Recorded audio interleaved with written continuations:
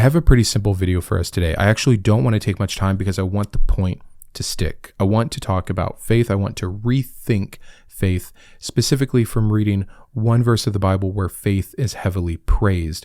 But before we do, I want to do two other things. One, for any believers that are watching, I understand how what I'm about to say doesn't make sense to you or offends you so much. I really do. When I was a believer, I'll just tell you, I thought the most beautiful thing in the world was faith in God. Truly, I was the kind of believer that stuck up for a God not giving us too much evidence, defending ideas like divine hiddenness because he was allowing us a chance to reach out. Faith was us getting to do something before the Lord. It was us getting to have a response to his call. My faith was great. It was the only thing that I allowed myself to boast in when I wasn't being sinful, because to me, it was something given to me by God. It was a gift. I had received the gift of great faith, and it honored me to be able to please God in this way, because one of the things the Bible says is that without faith, it is impossible to please God.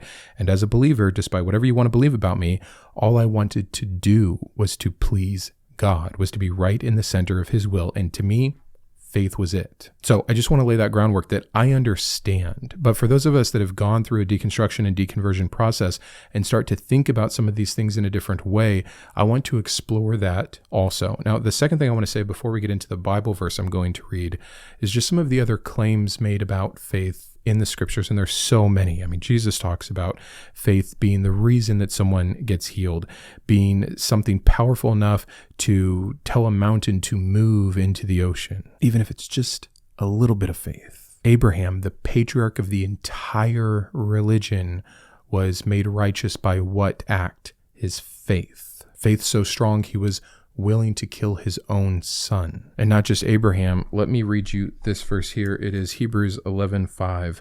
By faith, Enoch was taken up so that he should not see death. The only person that escapes death was because of their faith. And he was not found because God had taken him. Now, before he was taken, he was commended as having pleased God. And without faith, it is impossible to please him. For whoever would draw near to God must believe that he exists and that he rewards those who seek him. It goes on from there about faith. By faith, Noah, being warned by God concerning events as yet unseen, in reverent fear, constructed an ark for the saving of his household. It goes on more about the faith of Abraham, then the faith of Moses, the faith of the people that crossed the Red Sea, and all the way until chapter 12, where Jesus is the founder and the perfecter of our faith. So faith is a pretty big deal. Again, we are told to believe like children, meaning on faith, not concerning ourselves with evidence. If you think about the rebuke of doubting Thomas, it would have been better, Jesus said, if he could have believed without evidence. Faith is the preference. And again, it is the only way to please God, or I should say it is impossible to please God without that faith. But now I'm going to read to you a short story that I'm sure many of you are familiar with. This comes to us from Mark chapter 5, and we'll start in verse 24. And a great crowd followed him and thronged about him. And there was a woman who had a discharge of blood for 12 years, and who had suffered much under many physicians, and had spent all that she had, and was no better, but rather grew worse. She had heard the reports about Jesus, and came up behind him in the crowd, and touched his garment. For she said, if I touch even his garments, I will be made well. And immediately the flow of blood dried up, and she felt in her body that she was healed of her disease. And Jesus, perceiving in himself that power had gone out from him, immediately turned around in the crowd and said, who touched my garments? Skipping down a little bit, but the woman, knowing what had happened to her, came in fear and trembling, and fell down before him and told him the whole truth. And he said to her, daughter, your faith has made you well. Go in peace and be healed of your disease. One of the many stories of someone's faith making them well. And fine, if this is the way that Jesus wants to set things up, that he only heals people or meets people who reach out to him first in faith, that's his choice, I guess. But over and over and over, in the Bible itself and in modern day Christianity and preaching and teaching, we are told that faith is beautiful. It's framed as something noble and virtuous, something to aspire to. Again, a way to please God. But I want you to think in reality for a moment. When does faith most often emerge? When is it noticed? When is it working hardest? When is it praised? Usually whenever power, control, or evidence disappear. People always say, do not be afraid, have faith, as if these things are opposites. Faith is part of fear. It's fear's last refuge. It's what is left when there's no other option. I promise you, this episode is not meant to be about mocking belief or mocking faith, but it is about naming what faith actually is and investigating why it is propped up so much biblically when we peel back the curtain and really see it for what it is. Faith is desperation. It's not something truly beautiful. If it was, we wouldn't see it most clearly at the edge of desperation. Faith never spikes in abundance, it spikes in loss. We see this, we actually know this. Whenever there's a natural disaster or something horrific has happened, we see increases in conversions and church attendance and belief in the miraculous. It is something that is produced from helplessness. Now, this tracks for the entire saga of a perfect God with a broken people that once they finally humble themselves before God, then he takes pity on them, then his mercy is extended. It is so caught up in Christian thinking that you have to be this broken at the bottom of your last resort, completely without other option. And that is when God becomes so real to you and you take a step in faith.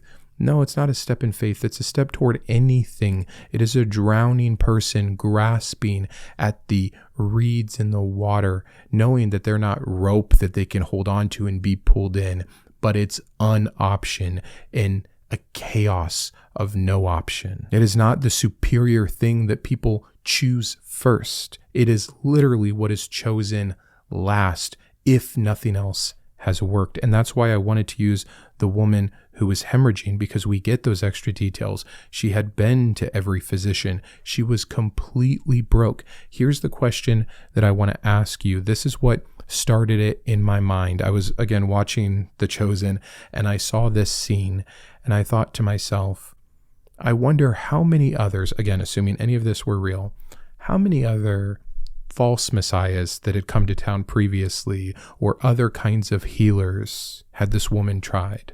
Do you think that she was discerning? Do you think she said, no, he's not real, he's not real, he's not real, he's not real, but there was something in her that recognized the real in Jesus, and so she put all her hope in him?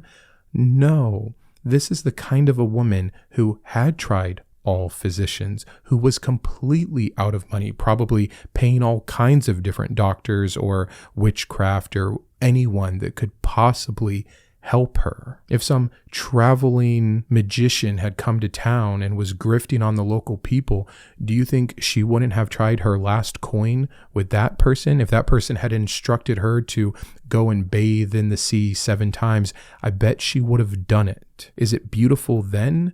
Or is that a picture of such utter hopelessness and desperation? Anyone becomes a better option, that anything gives the smallest amount of hope and thus is tried. Do you understand what I'm saying? What about this story makes her faith beautiful or worthy of being healed? Who in that specific situation, and again, regardless if it's Jesus on the other side or not, is not trying anything and everything, touching the cloak of any holy man that walks through town, showing up at the performance of any claimed healer? As soon as you, and I'm hoping this is what some Christians who are maybe in between the doubting and the deconstructing can see it for the first time as, but again, what is the beautiful part of her faith once you remove Jesus from the equation? No, Jesus didn't ask her for money. He just asked for her hopes to get up again. But if someone had asked for her last 2 pennies, we'd be disgusted with this story. Someone preying on someone in a very vulnerable situation. But again, it's in a Christian book, the Bible, about the God of Christianity, Jesus, who actually heals her. And so her faith gets this backstory of beauty. But that part didn't change at all. It's just all the other things that come afterward. And I've heard preachers talk about this. Look at the confidence of which she approached Jesus when many other people would have been too scared or too unwilling to fight the crowds. It was her, and she knew all she needed was to touch him. And look, that got Jesus's attention. Don't you want to get Jesus's attention? Do you have the kind of faith that will make you act? Will you take that leap of faith like that beautiful young woman? All the adjectives come out, making her this wonderful thing instead of this woman that was desperately ill, that was, by the way, by the same rules that this Jesus upholds as he upholds the law of Moses. And if we believe that he and the Father are one, that it was him as Yahweh, as part of the Trinity, giving Moses these commands. It is those commands, that law, that made her so unclean in her condition that she was essentially cast out of normal society. Then if you back it up a bit further to his sovereignty, that it was him that even made up the rules that sickness would enter in as a curse upon people that had nothing to do with the original sin of Adam and Eve, then he's responsible for her illness. He created the people, the tradition, and the culture via the law that would make sure that she was not taken care of and actually hurt more because of the condition, just so that 12 years later he can get a moment of glory. And this is Jesus's MO, because when he heals the blind man who's been blind all his life, and his followers ask, who sinned that this man was born blind, he or his father? Because they were being good Bible students. That's what the book says. Sin results in sickness, and it can be yours or your father's, because God is a just God who punishes people for the sins of their fathers, even though sometimes he says he will never do that again. But Jesus has a third option. Neither of that. He was born blind that I may be glorified. A lifetime of suffering for 30 seconds of Jesus getting credit for what? You can't give him the credit for the healing if you also don't give him the credit for the illness. All around, going back to the woman who was hemorrhaging, that story, there is absolutely nothing about this that is beautiful to me. It is an abusive father who creates, again, the situation for his daughter that he supposedly loves that causes her horrendous physical and emotional pain, just to heal her in utter desperation that she would have flung after anybody else, to again prop up his ministry to show his power. She does not approach Jesus openly. She's not honest as an individual. She's trying to hide what she did, the power she took from him, which is a whole nother issue, that Jesus's power goes out of him like this. The inconsistencies there are insane. She doesn't evaluate any evidence. She's not asking for good sources about who was healed. She hears a rumor, and in her desperation, she goes out after it. And again, there's no reason to believe she wouldn't have done that exact thing for any other rumor. This is the example that is to be put before us as something beautiful. That's not trust at all. Nothing about that has anything to do with trust. That's survival behavior. It honestly made me think, have you ever seen some of those videos where an animal is in trouble, an animal that's usually super skittish, like a deer maybe, but their young is caught in a trap, or they've been without water forever, and it's that final moment where all of a sudden the human is videoing them, oh, look at this sweet little deer who's trusting me. I got it some water. That deer would be anywhere other than you if it had any other choice. Again, it's not a beautiful act of submission. It is survival desperation. And here's an uncomfortable question. Why does this woman need faith at all? Is God not good and just and in control? Why does his power have to be stolen from him? Why do others have to beg him? Why does God always have to be asked to do the right thing? I mean, that's what prayer is. Christians petitioning God to do the things he already says he supposedly desires for and wants to do. But not if you don't ask me, and in just the right way, with just enough desperation that all call faith and then call that beautiful.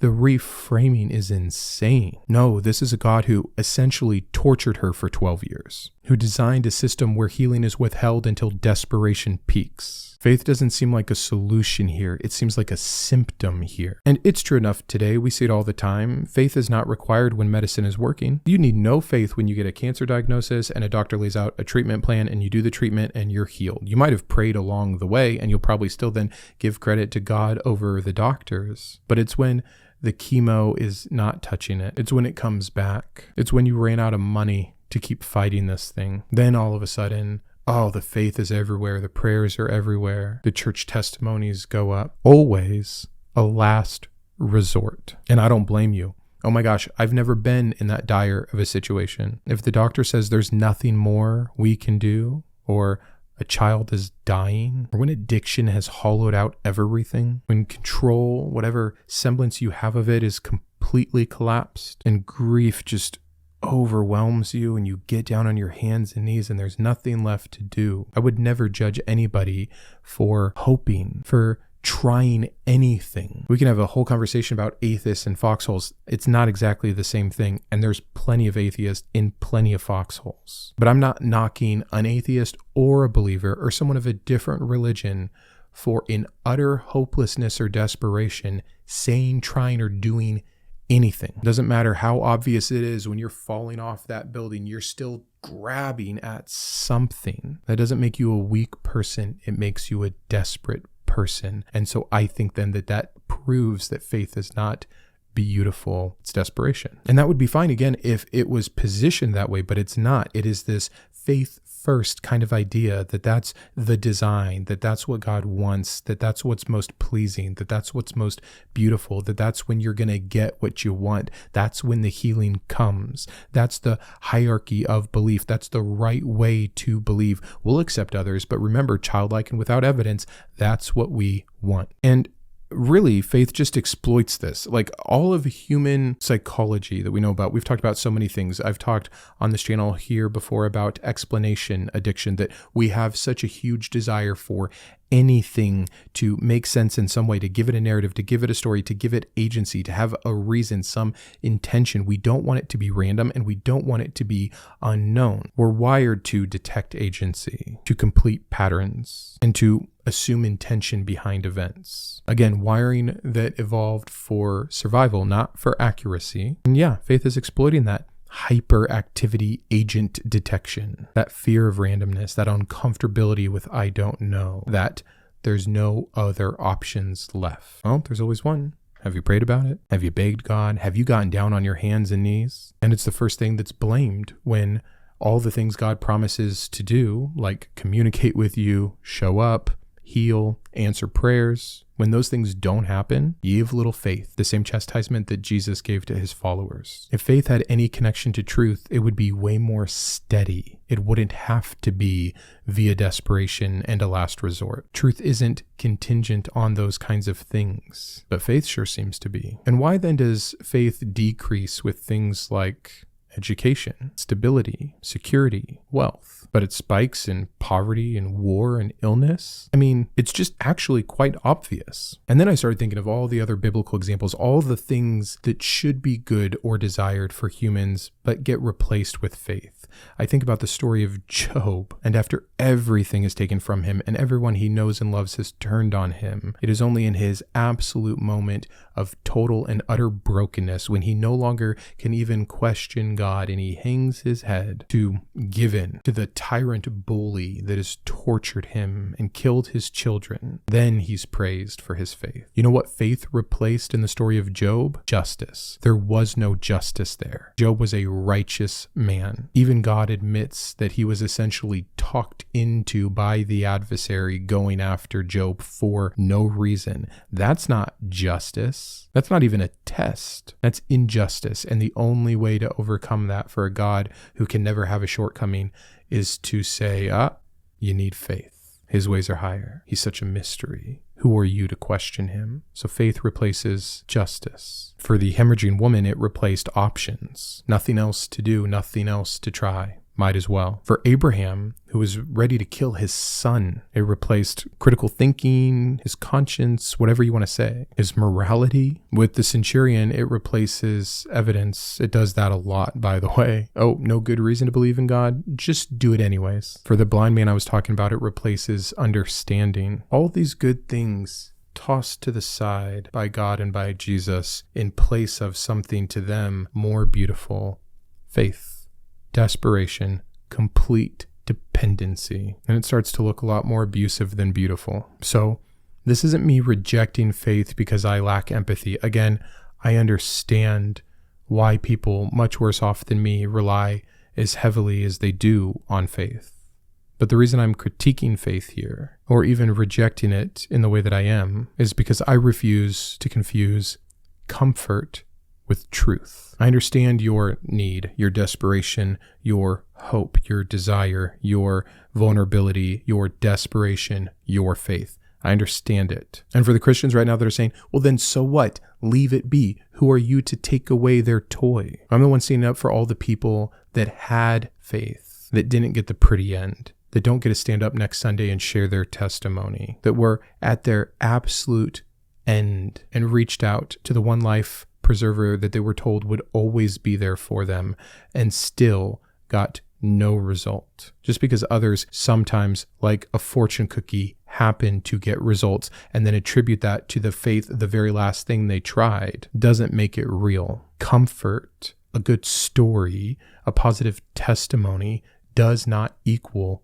truth. And so I'm not going to pretend that faith is beautiful. I'm not going to pretend that it does anything, that there's anyone on the other side rewarding it, or that if there was, that would somehow be a good thing or show them to have a good nature. And it's really nothing further than that. Again, it was just an investigation into kind of a rethink and a reframing here of something that is so propped up and used by believers to shame, by the way, non-believers or people that are doubting or questioning because they didn't get the expected result. You don't get to do that. You don't get to prop up how it was by faith that they were saved, faith that they were made whole again, faith that the addiction left them, faith that God came and found them. You don't get to promote that all the time. And so when someone earnestly also tries the same thing, faith, but doesn't get that same result, you're left having to tell them it's actually their lack of faith and shame them and kick them further into the ground. It is not I who is low on empathy for these people. Religious leaders have been using faith